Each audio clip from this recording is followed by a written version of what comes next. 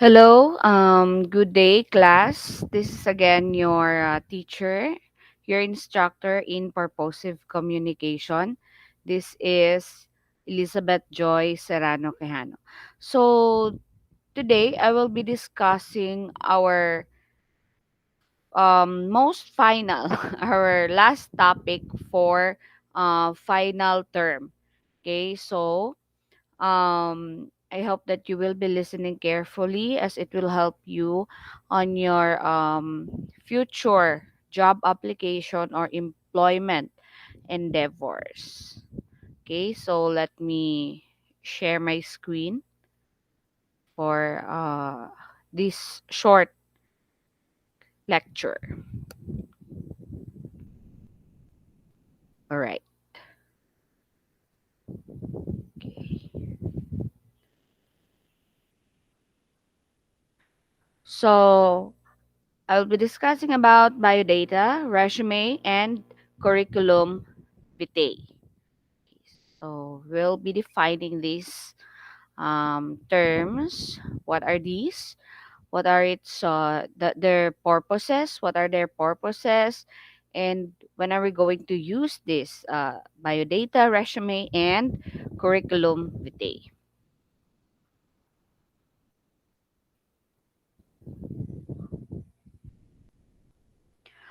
Okay.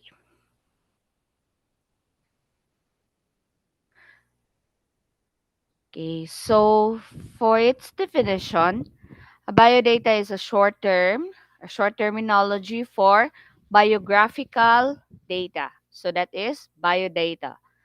Biodata summarizes more besides providing details of your personal life. On a biodata sheet, you would include things like your gender, your religion, and other personal information, no, such as your address, hobbies, your skills. And this is like a brief summary about the details about yourself. So that is a biodata. So we can commonly I'm sure that you have already seen or you have already prepared a biodata sometime before. For example, during your high school or senior high school, you have already submitted a biodata, no, in some of your English classes. So that is an example of biodata that we can buy at the mall, or that there is a format already, no, biodata format already, or a printed biodata that we can buy at the mall or any stores. Usually it's just a one page paper, no, or a document, one page document that we fill out to be submitted. For example, if you're applying for a job order at the local government unit, or you're applying for um, a short term course or scholarship. So we usually use uh, biodata just to submit to some offices, to a certain office, and to inform them about our background or personal information. Biodata also includes our contact information, mobile numbers, or complete address, for so that they can have a reference. They can have an idea who we are or about our background. Okay. So that is biodata documents are much more comprehensive summary of you as a person and not your career. So it's just the common usual information about us. So it does not biodata does not include our conferences or publications or trainings. So simple lang siya talaga. Very brief lang, very short lang ang biodata, na yung mga common lang na information that our um, employers or the people na that we will submit our biodata to, um, yun yung mga common na information na kailangan lang nila, yung pangalan, address, yung religion, If you are single or married, your marital status. Okay, so these are the important data that we can find in a biodata. Okay, or important information. So, unang-una na talaga, this is very important, your name. It should be a complete name. Even though hindi naman necessary that you spell out talaga your middle name, pero nandun yung middle initial. Okay? So, complete name. It should be a complete name. Okay? It's okay also if you don't have a middle initial. Okay? So, your name. Then, always see to it that your name is spelled correctly. No? And date of birth so that our future employers will also get to know our age. No? Kasi may mga work or may mga position na kailangan ng age limit. No? Merong at least 18 years old. No? For example, being employed in a job, at least talaga 18 years old. Yung legal age ang makakapag-work. Okay, so your contact information, see to it that you have also filled out your complete and correct contact information. So that kung tatawagan ka nila, if they will call you, if they will inform you that you are hired or your application is approved as a scholar, your mobile number is correct and complete, including also your address. Um, it's better if you have the complete address like street number, house number, no, para complete talaga ang details ng inyong address. Your barangay, your purok, 'di ba? In the Philippines, especially if you're living in a big community. So it's better if you put a very specific or a very complete address. And other personal information such as your religion, your marital status, your skills, and your hobbies. So since most of the biodata documents are just one page, no, tago one page lang. So you really need to review it. You really need to scan it, no, medyong i-double check, triple check, no, as much as possible. Because it's just one page lang naman, so it's easier to check or double check. Okay, so these are the information, important data that need to be filled out or that need to be thoroughly checked when filling out a biodata. Okay, so this is just an example of biodata. Usually, meron ding picture dito, one by one or two by two, no, na ilalagay dito sa gilid. So, ito lang, napaka-simple lang ng biodata. Your name, this is the most important information that can be found in a biodata. Your name, your complete name. Then, personal details. Some of the biodata documents include the father's name, address, yung parents' name mo, yung parents' names, then your hobbies, contact number, ayan, nandyan din. Then, educational qualification. So, ayan, education. So, napaka-compressed ng information kasi even if you graduated valedictorian, if it's just a biodata, hindi mo i-include dyan that you are a valedictorian. So, napaka-ano lang yan, napaka-compressed, napaka-brief, napaka-summarize ng biodata. Hindi siya talaga detailed, no, compared to a resume or a curriculum vitae. Then, may experience and may certification din, but most of the time, wala na itong certification sa biodata. So, this is just an example. Napaka-simple that all of our information can be found. So, basic information about a person can be found in a one-page biodata. Okay, so anything that you put in your biodata, in your resume or curriculum vitae, reflects your character and discipline. So, ito yung sinasabi ko that when you're writing or filling out a biodata or resume, it should be um, complete, should be correct, no? All the spellings are correct. Kasi, and clean, of course. Kasi if your biodata, maraming corrections, dirty, of course, it will reflect what kind of person, 'di ba? If you are the employer and then may nakita ka na maruming biodata or gusot-gusot, no? Nakunot. So, you will really prefer other biodata submitted na clean, correct ang spelling, maganda yung penmanship, and maganda pagkakasulat. So, it will really reflect who you are. Meron na nadja-judge tayo based on the documents that we submit. So, our employers also look into that details, no? Kung tama ba yung mga spelling, tama ba yung address, correct ba yung information. Kasi may nilagay ka dyan sa biodata mo, then hindi pala totoo. So, it will really reflect what kind of person we are. Okay? So, yun. So, it's very important to really double check and to be careful in everything that we write. And be neat, no? Malinis.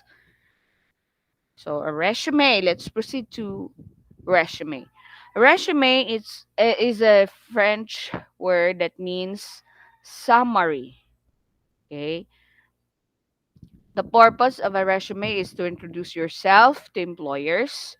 So, yung biodata, usually, hindi naman siya sa job lang. So, as what I've said kanina, pwede siya sa mga scholarship application or yung, for example, you're an athlete and then you need to join a competition, pwede yon, hindi lang siya pang job. But when it comes to a resume, it's more on related to a job or employment. So yon. So in a resume, we introduce ourselves to our employers. We present our qualifications so that we can be interviewed, no? So sa resume pa lang, 'di ba, hindi naman lahat na i-interview. So that's why our future employees will ask for a resume. And kung sino yung maganda yung resume, maganda yung qualifications, sila yung nai-interview. Okay? So the goal of writing a resume is to showcase your experience, education, and skills in a standardized format which is easy for recruiters to read. So meron talagang format itong resume, and this will become also a basis for our employers to conduct an interview or to pursue an interview. Okay? So, dapat maganda talaga yung resume mo. Complete ang details na fit doon sa hinahanap nila. Okay. So, important data or information that can be found in a resume. Same with the biodata, our personal information and contact details. But it has objective or objectives. Meron kang career objectives. Okay, so ano yung mga skills na gusto mo pang matutunan? Ano yung mga gusto mo pang i-share doon sa company? So yun yung mga objectives. Ano yung gusto mong mangyayari sa career mo? So nandoon din yun sa resume. Unlike sa biodata, wala siyang objectives. Then education.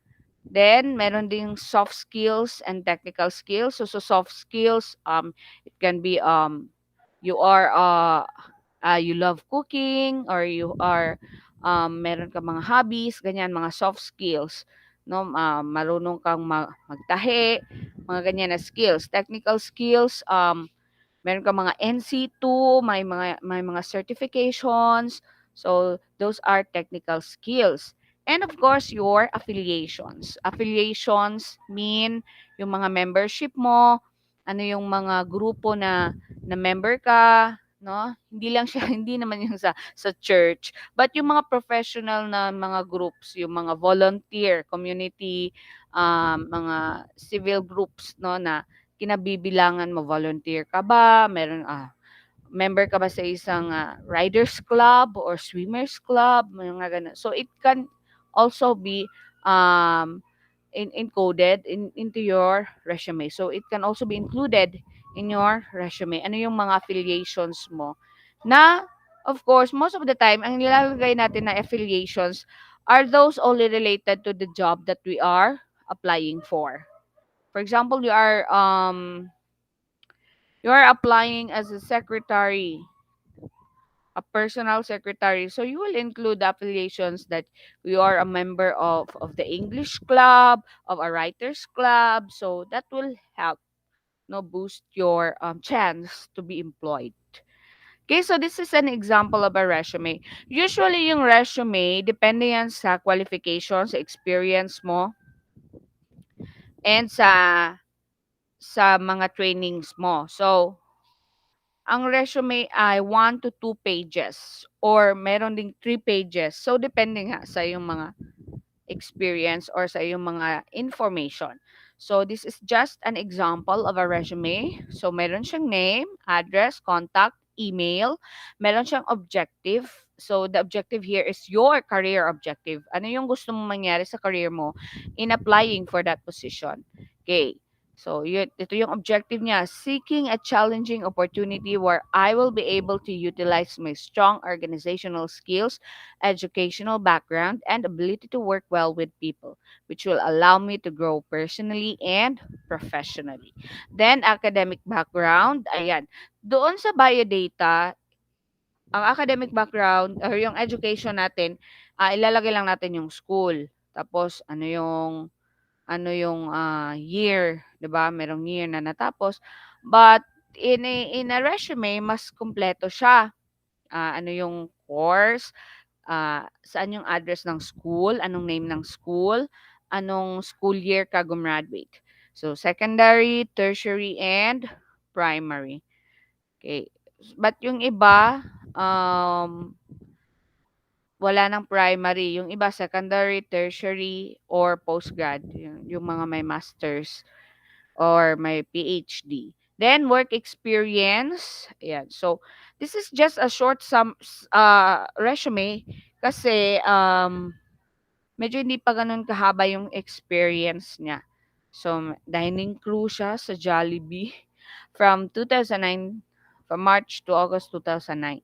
Okay, so, kung mas marami kang experience, mas hahaba ang resume mo.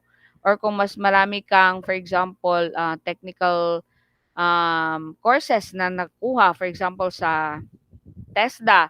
So, hahaba din yung academic background mo kasi doon siya malalagay sa education or sa academic background. Then, skills, yon. So, kung marami ka ring skills, so your resume will be longer or lengthier. It can be up to 2 to 3 pages. Okay, so let's proceed to curriculum vitae. Curriculum vitae, CV for short. CV stands for curriculum vitae or course of life. So I think it's a Latin word. Course of life. So the direction, saan patungo yung life mo talaga. So this is very detailed. This is much more comprehensive, much lengthier, or mas mahaba siya compared to a resume or a biodata. Okay, a CV is a document and a comprehensive rundown, parang summary, rundown of your entire academic career.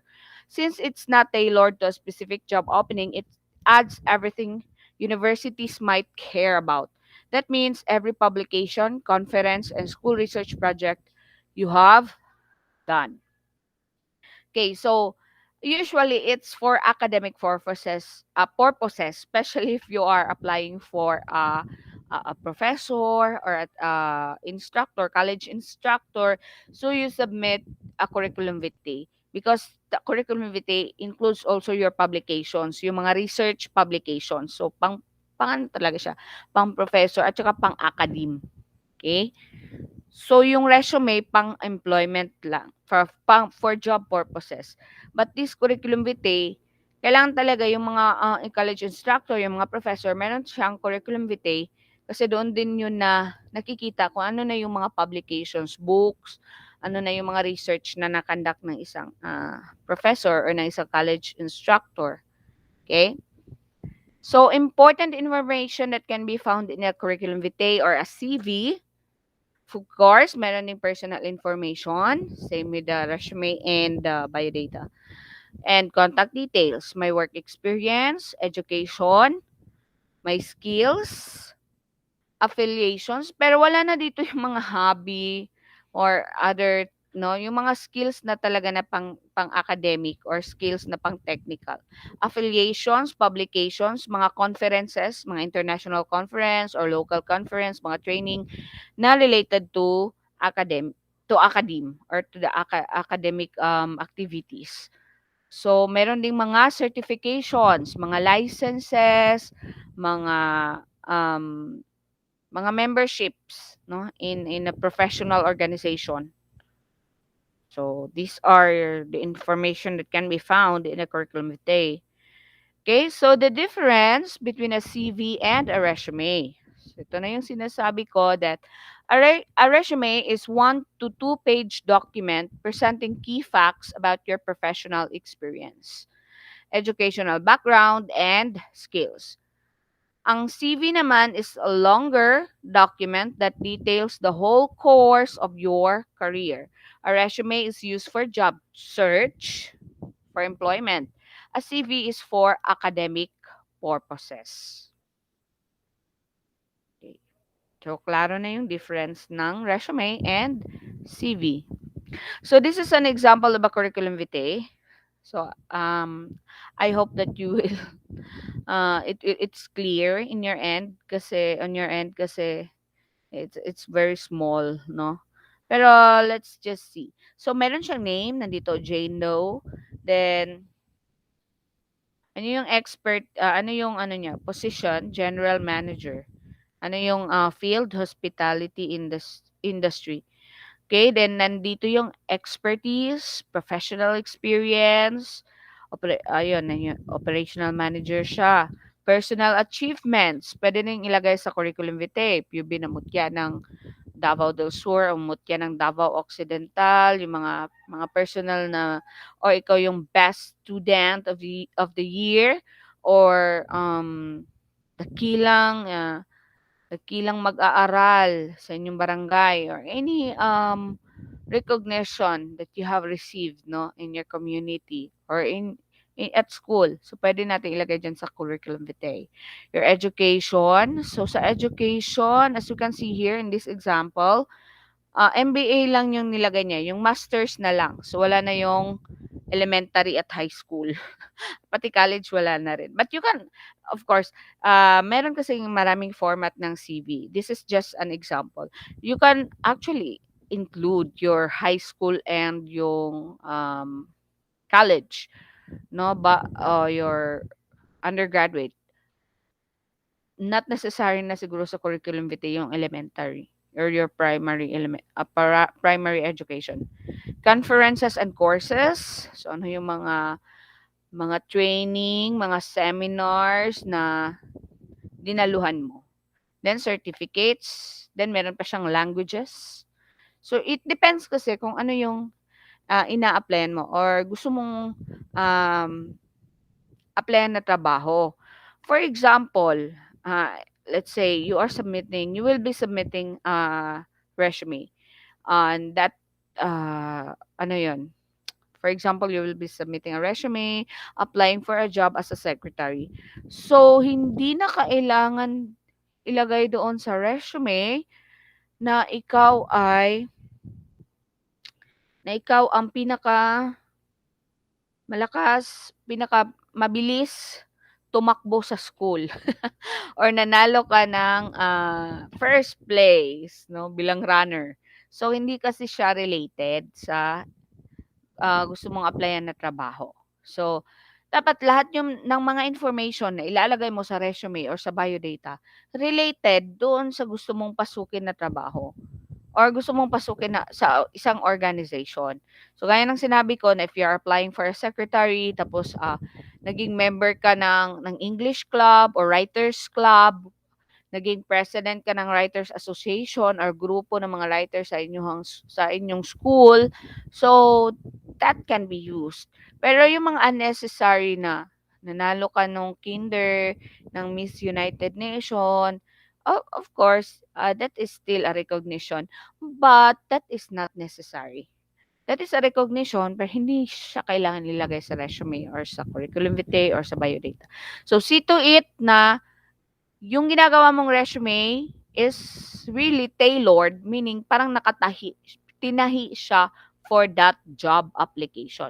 If you are applying for a manager, ang ilalagay mo na training doon na for example, napakarami mong trainings. You have a lot of trainings and conferences.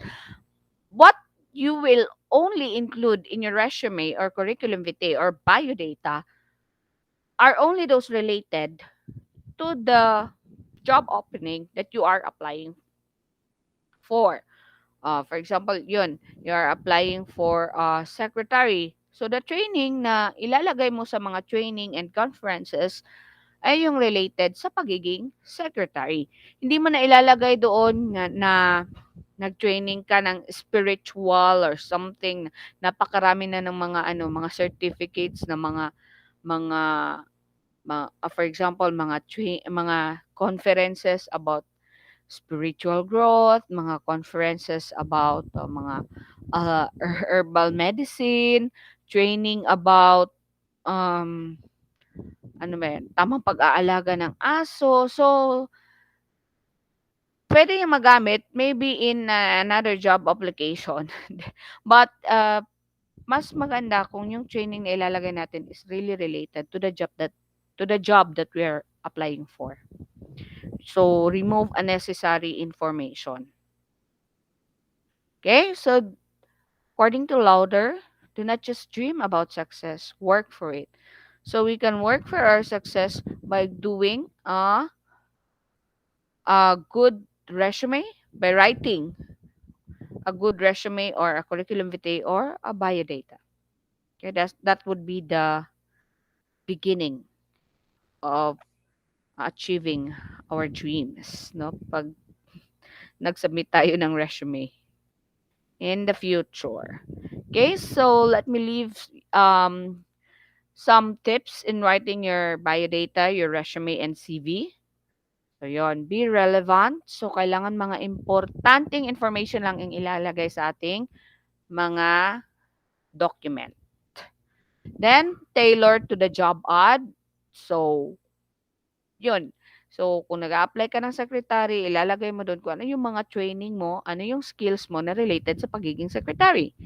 Then, choose the right information. So, wag na natin ilagay doong yung mga information na makakasira din sa atin, no? May mga biases natin or any information that sa tingin natin na hindi makaka-boost ng ating chance to be employed or to be accepted in whatever position na a-applyan natin.